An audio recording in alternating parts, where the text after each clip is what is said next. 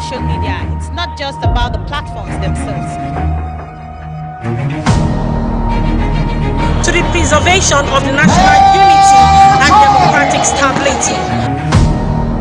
Water is life, water is an essential service, and we must have to carry out the residents. Local communities are not only vital to the growth of society, but they also form the bedrock of humanitarian development.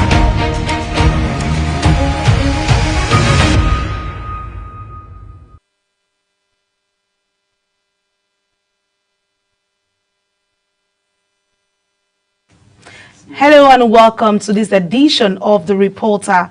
The Reporter is a news and current affairs program that goes beyond the headlines, bringing reporters from the field to give first-hand accounts and in-depth analysis of unfolding issues, correspondents' perspective, ensuring balanced, credible and comprehensive storytelling. I am Anita Patrick. Welcome to the program. Let's start with the federal government's preparation to the nation's 65th anniversary celebrations. President Bola Tinubu has urged Nigerians to pray for the growth and progress of the nation. The president, who was represented by the Minister of Information, Mohammed Idris, made this known at the Jumat service to commemorate Nigeria's 65th independence anniversary. Our correspondent, Samuel Odi, reports.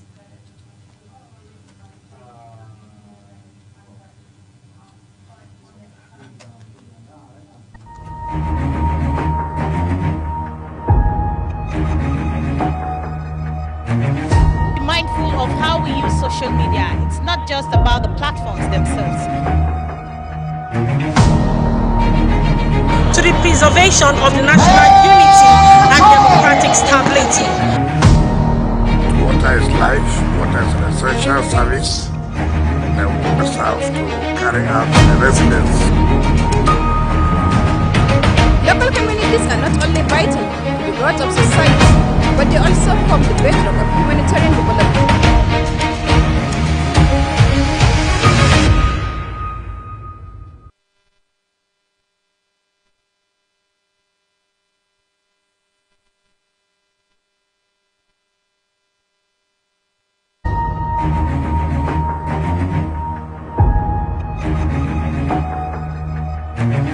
Be mindful of how we use social media. It's not just about the platforms themselves. To the preservation of the national unity and democratic stability.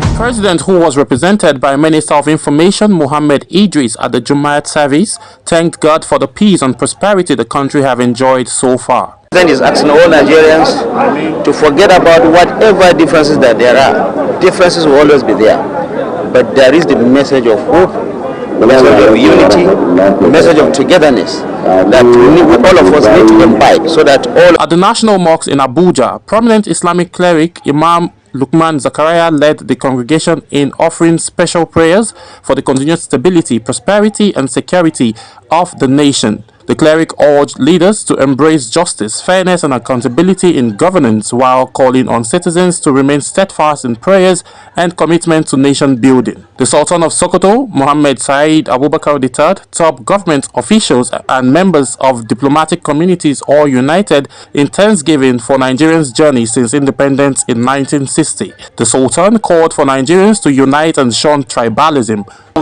For that, and we're moving gradually, but the sky is our limit, and we pray Almighty Allah to guide our leaders aright. We pray Almighty Allah to give us peace and security and development in this country.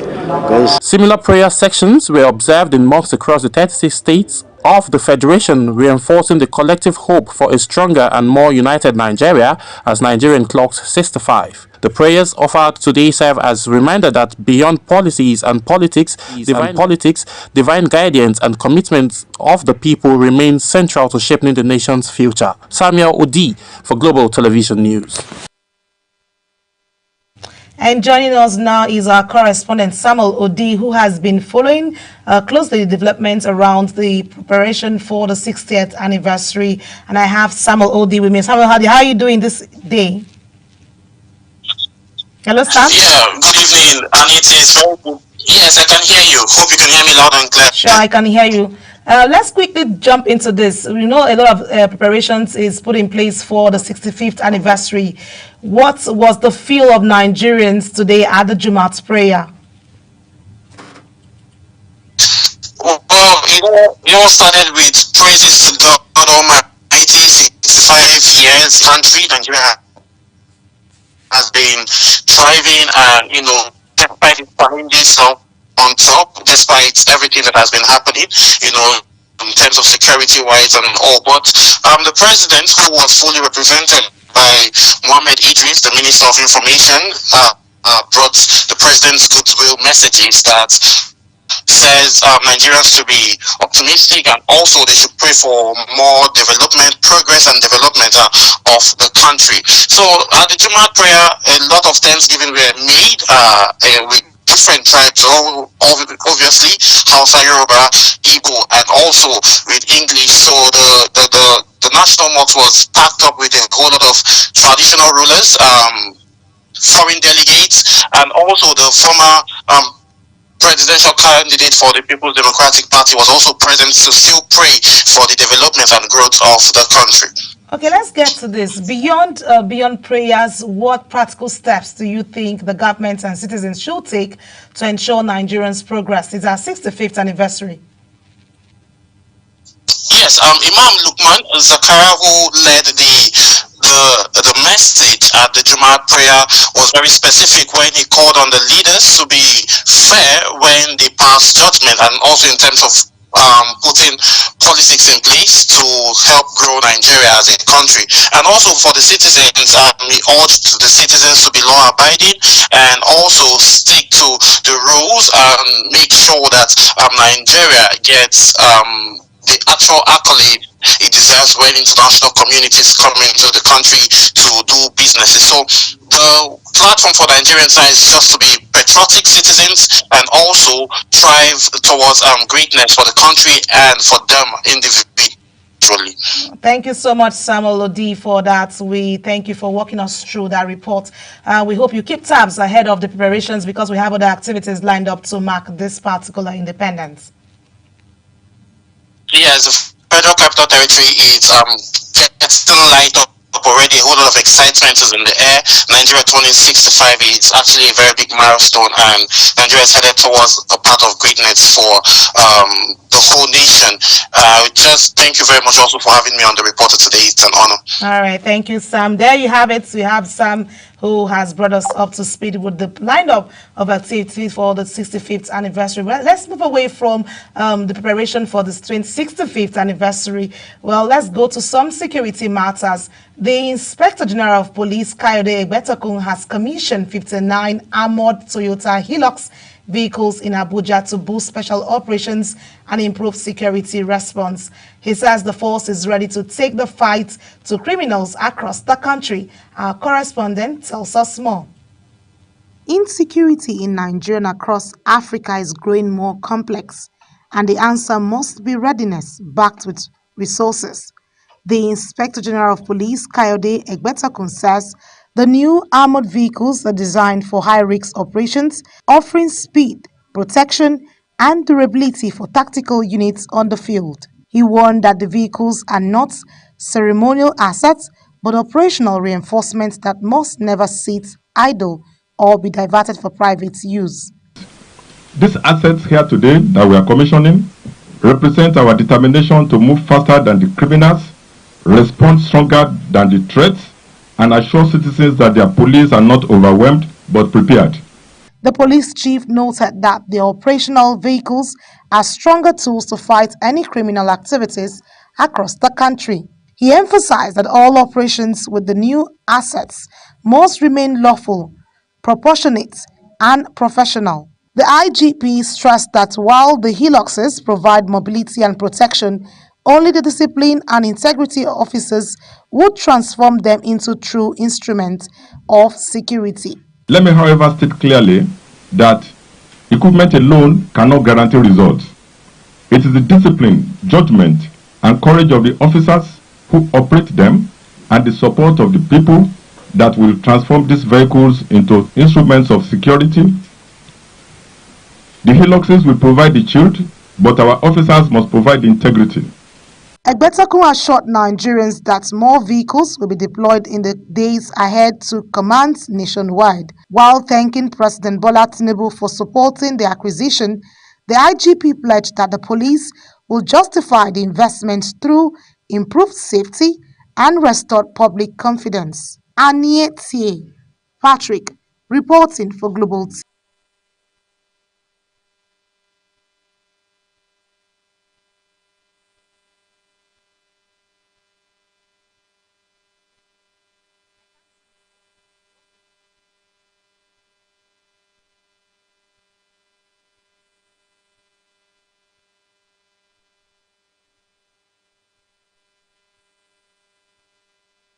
And joining me now is our security correspondent, Kike Lomo-Okere, to jump in on the conversation around this acquiring of Hilux vehicles. How well can this be the route to saving Nigerians? Kike, how are you doing? It's good to have you on the program.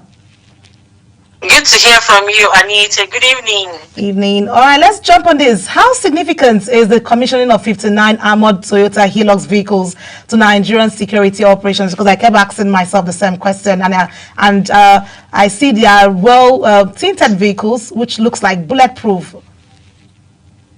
Yeah, you know, in Nigeria, security situation in Nigeria is of a great essence, as Nigeria.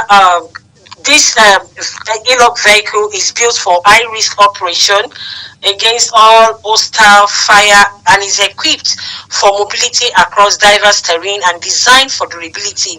They will also provide tactical units with protection and the speed they need to dominate the field.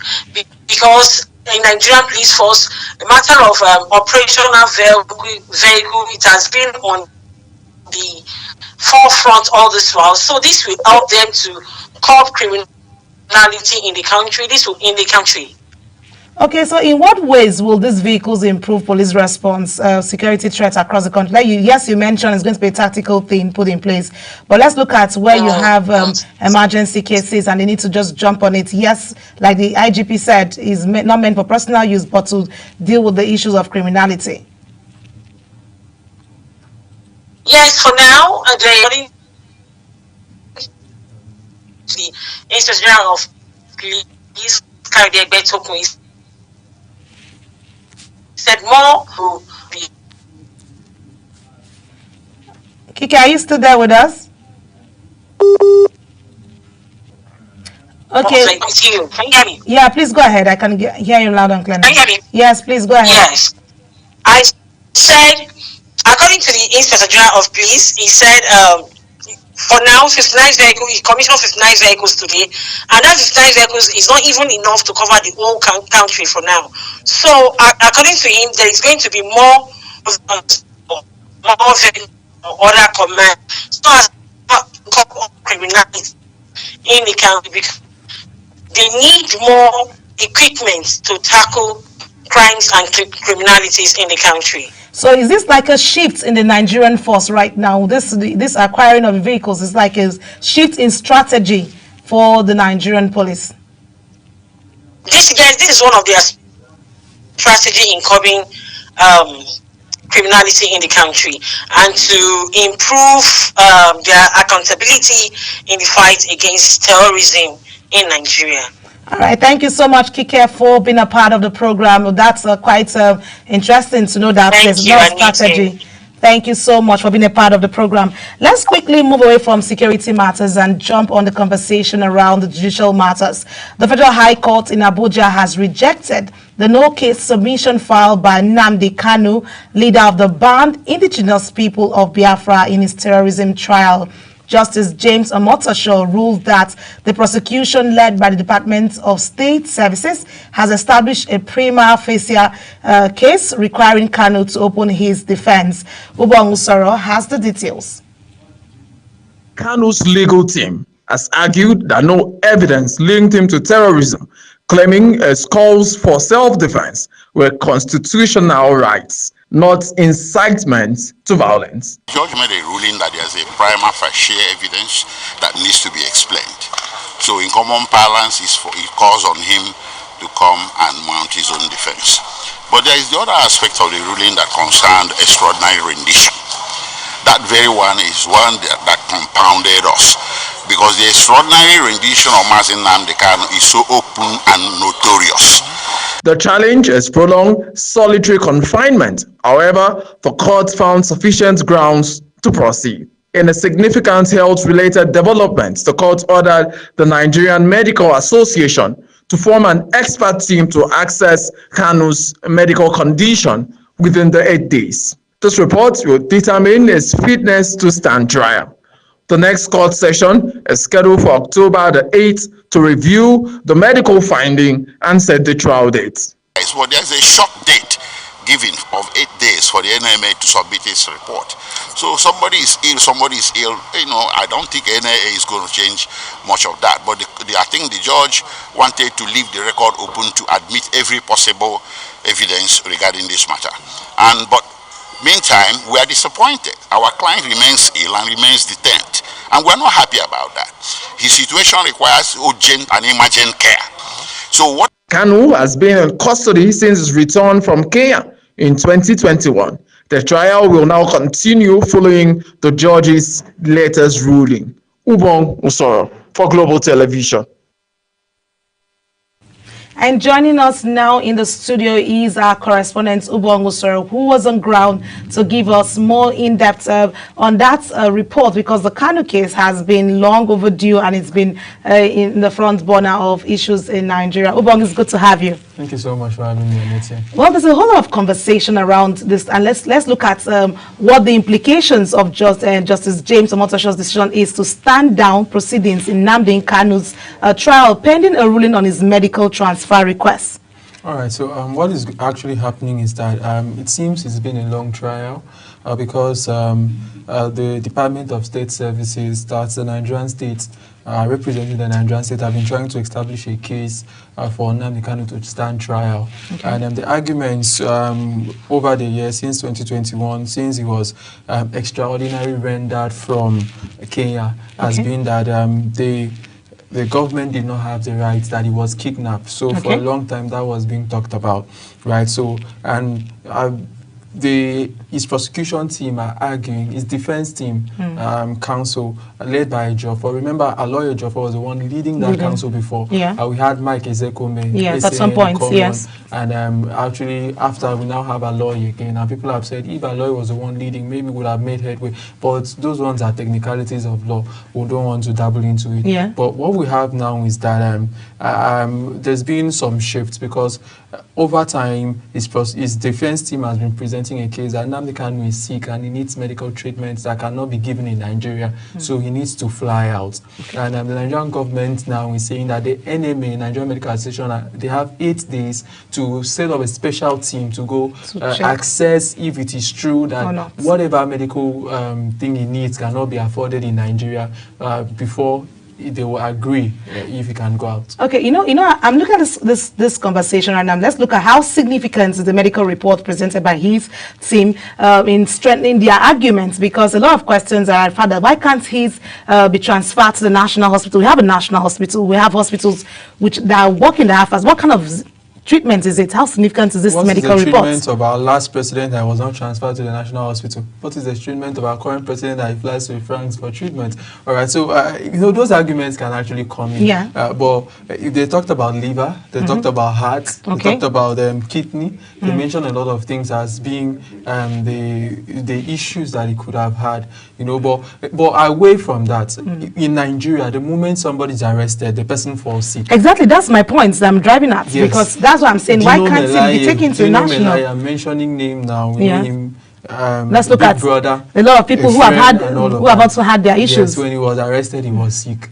So now after the arrest, until after, I don't know if he's still sick again. So, okay, let's not drag into the conversation because it's a judicial matter. We don't need to dwell so much on it. But let's look at it. Why is the federal government opposing Kanu's transfer request, despite claims that his health condition requires? Because it looks like a back and forth thing. I don't want us to overdrag. There are some issues when we talk about issues of national security. Yeah. Nnamdi Kanu's trial, according to the federal government, is bordered on terrorism. That's borders the of focus. incitement. Yeah. Those are not mere crimes. That Those you are- can just... Yes, those are crimes that can tear down nations, Yeah. right? So the government is very concerned. For the government to have even went to Ghana to bring him to Nigeria shows you how significant, and they've kept him in a DSS custody. He's not in prison custody, he's in DSS, for so long, to show you how the government has particular interest on this matter. Yeah. So that brings me to ask, to what extent has the Department of State Service, that's the DSS, complied with previous court orders regarding Nnamdi Kanu's health and welfare?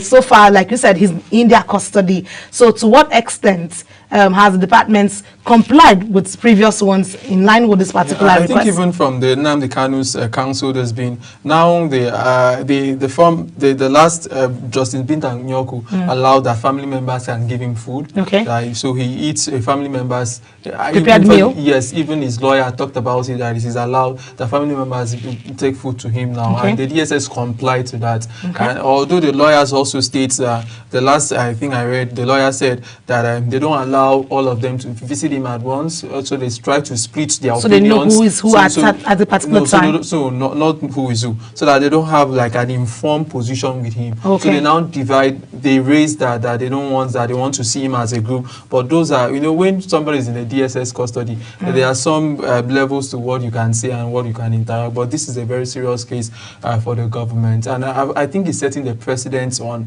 how we'll tackle terrorism counter charges going into the future.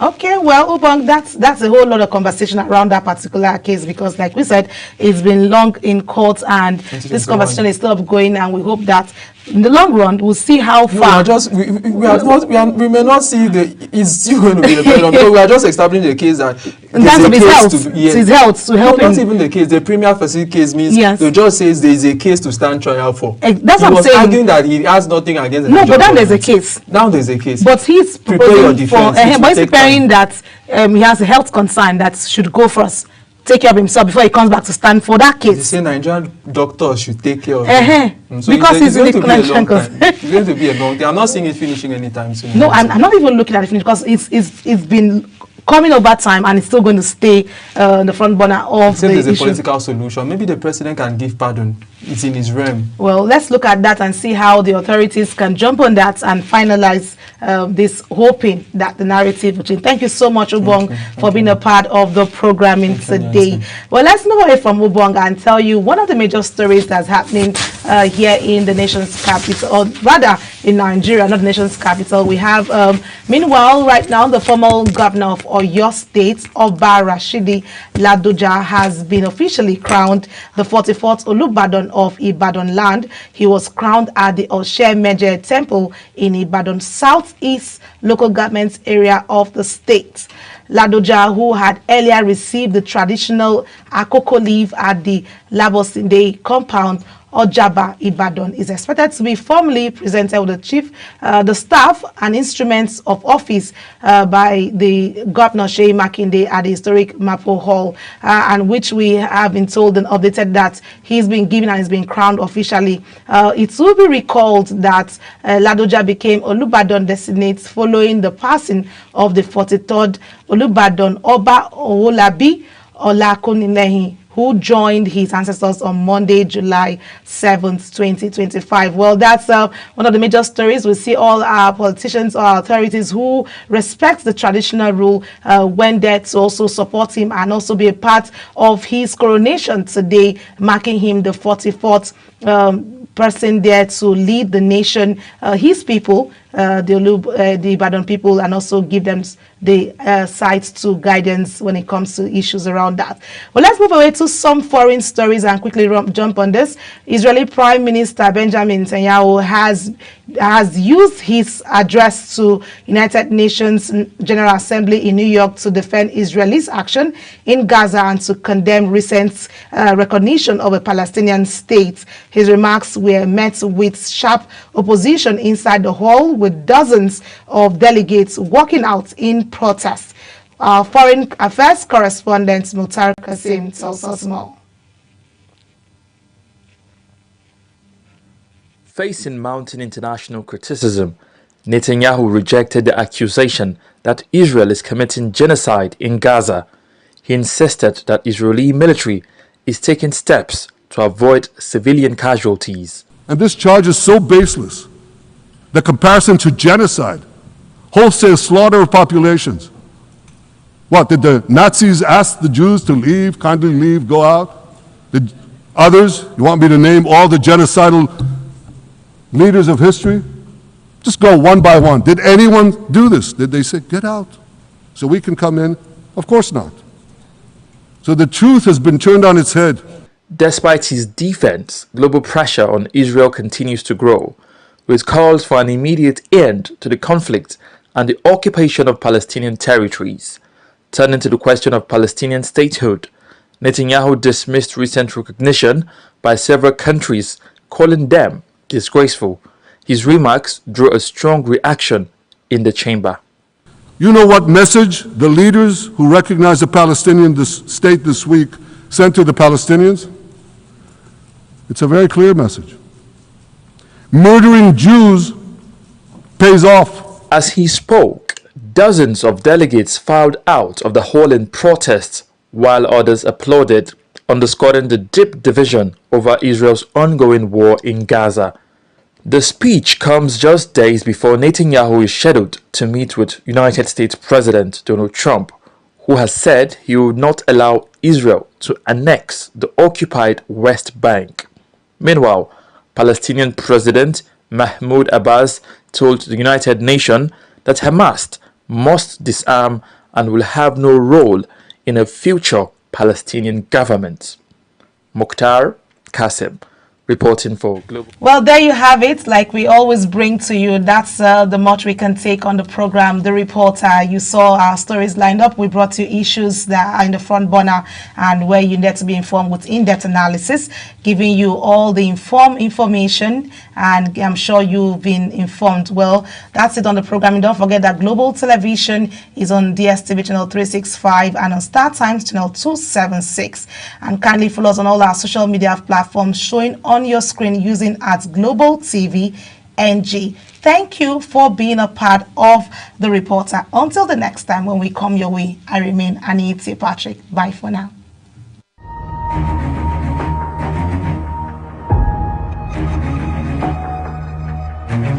Be mindful of how we use social media. It's not just about the platforms themselves. To the preservation of the national unity and democratic stability. Water is life, water is an essential service, and we must have to carry out the residents